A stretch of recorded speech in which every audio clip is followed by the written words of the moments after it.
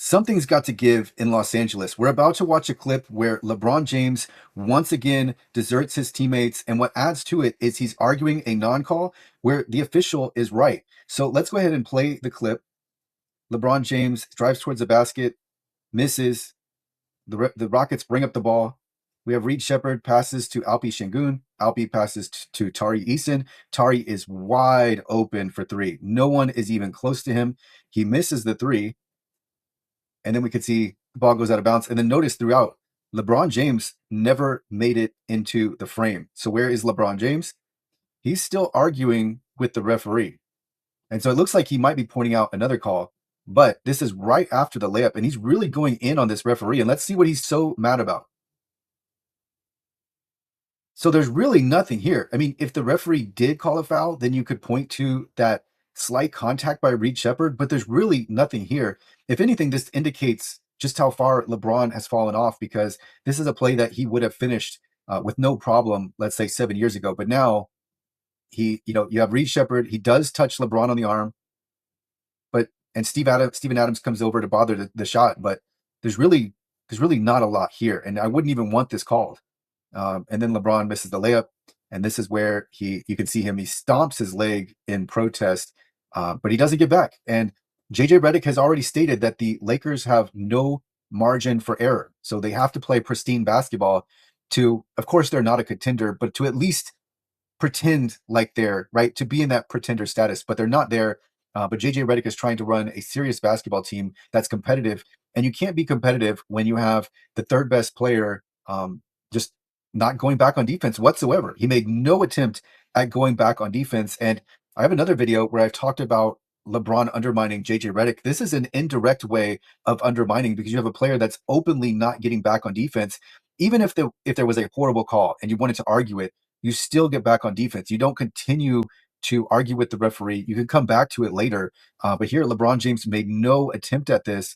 And so when JJ Redick goes back to the team and addresses them on the poor play, unless he directly goes at LeBron and outlines what LeBron is doing wrong, it's not going to mean anything because everybody on that team knows what LeBron is doing and nobody gets after him because he's LeBron James. But he left all of his teammates out to dry on this play. And so let's go ahead and watch it just one more time and look at this foul that LeBron is stomping his foot over.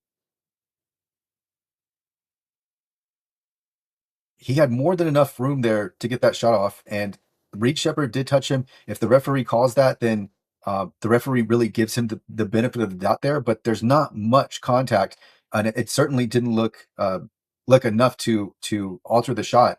But LeBron James really wanted to argue this, and so he just wasn't going to get back on defense. And this isn't the first time this has happened. In fact, there have been many times where this has happened. And so we're going to play a clip from a Suns game in years past where LeBron James again doesn't get back on defense. So here we are with the Lakers on offense. LeBron James has passed the ball off to a teammate, and then he gets inside position and he wants the ball. He doesn't get it.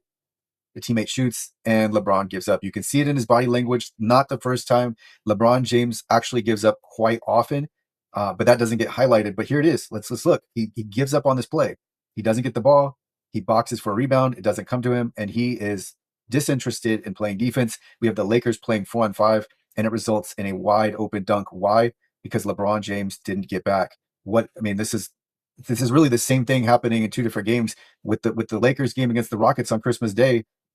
This was the Rockets. Instead of a dunk, they got a wide open three because LeBron James is nowhere in the frame. So just, I mean, this is a high percentage shot from the Rockets, and the Lakers did the best they could with 4-on-5, packing the paint. But I mean, this is LeBron's fault. He does not care. He knows what he's doing. He's not getting back on defense. And here, I mean, you have the excuse of, oh, he's frustrated. On the play-by-play, we have Mike Breen saying that LeBron is very upset. You have Richard Jefferson also making a similar excuse. And I think it was Tim Legler on the broadcast that said that he didn't get back on defense briefly. But it really should have been harped on that you have this player who's an important player for the team and a player that's looked at historically as one of the top players. He's just openly not even trying on defense. And it would be something else completely if he was on defense, if you have a situation where you're hiding him on defense so they can take a break. But this isn't that. This is just zero effort, and it results in a wide open three. And it's this is And here you have him going in on this referee. And so I think he's pointing out another play here. But I think he was initially mad about the non-call, which was correct. The non-call was correct. Even if there was some contact, it wasn't enough here to merit a foul. That's not a lot of contact. And so here you can see directly after it, I mean, he throws a fit about it. So the reason why I said I think something's got to give is you have JJ Redick, who's trying to run a serious team, who takes this very seriously. You have Luka Doncic, who at least gives the team the ability to be competitive in many games. But you have LeBron James, who's working against all of that when he undermines JJ. And when you have him really negatively impacting the play on the floor, he's not good enough to get away with these antics anymore. And so we're seeing the decline of LeBron James. We've seen this coming for a while, but now I think this is the year where he's really falling off. And along with that, what starts to surface is all of his other antics that haven't been covered by the media in depth. And but he's doing, here we have it on Christmas Day. And since this is out in the open for everyone to see, we've also seen him with JJ Redick just openly undermining him during the game. It's on video. It's glaring and it's hard to ignore. And I think you'll see it picked up by more of the national media. But if I'm the Lakers, there's no way I'm keeping him around. I want to have a real team, and I want to build the team to be better moving forward. Obviously, you're not going to win a championship this season, but you can make steps towards winning a championship maybe 2 or 3 years from now if you start building on what you have.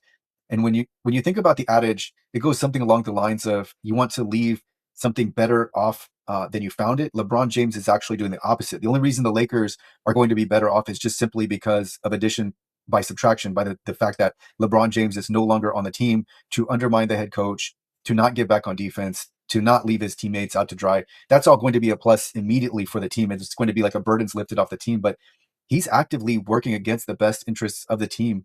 And just because he thinks he can get away with it. And I think he can for the time being. But if I'm the Lakers and I'm looking at this, I'm like, but why are we holding on to LeBron? What is it that we need LeBron James for? If it's ticket sales, you've got Luka Doncic anyway. You don't need LeBron James.